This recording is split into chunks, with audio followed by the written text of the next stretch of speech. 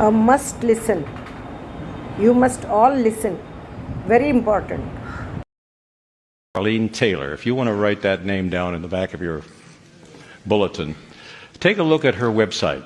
She's a brain specialist. She works with the brain surgeons and the neurosurgeons and the brain specialists, but she's especially been involved with neurosurgeons that are not Adventists, that they're not even Christian. They don't believe in God.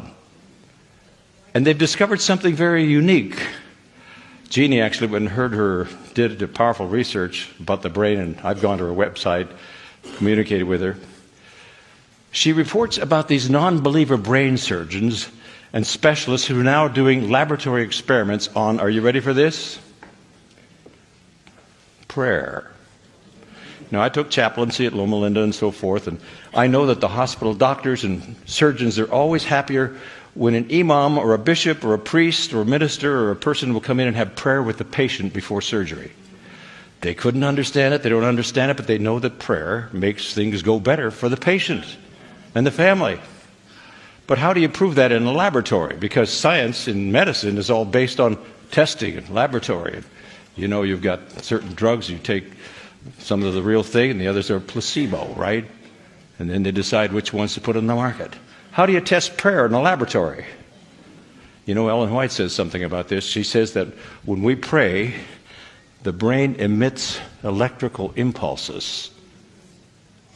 Now, I personally believe that God has a great big cosmic computer, and he can, that big screen, he can catch those prayers, and he can also communicate with me that way.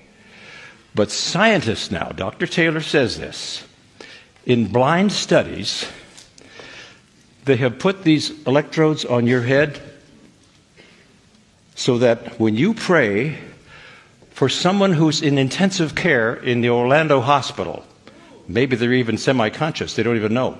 They don't know about this and you don't know. But when you pray a prayer for anyone, the instant you pray, something happens in the brain of that person you're praying for. That's scientific evidence now that they don't even want to go there because they don't understand this. It's something spooky. It's something mysterious. But there's power in prayer. And we're not praying anymore. Listen to this. I am not finished yet. Dr. Taylor has also discovered something else very significant. And that has to do with reading something spiritual, devotional. These brain specialists, and again, they're not Christian, they have no orientation with biblical, and they don't understand this. It's spooky. But they have discovered when a person reads something devotional for just 12 minutes every single day out loud. You're not ready for this. And especially different kinds of prayer that are praise and so forth. They can actually change the brain cells, and that does amazing things. But reading something devotional, spiritual for just 12 minutes out loud every day, are you ready for this? Can actually reverse dementia and possibly impact Alzheimer's. This is science now, and they don't understand this.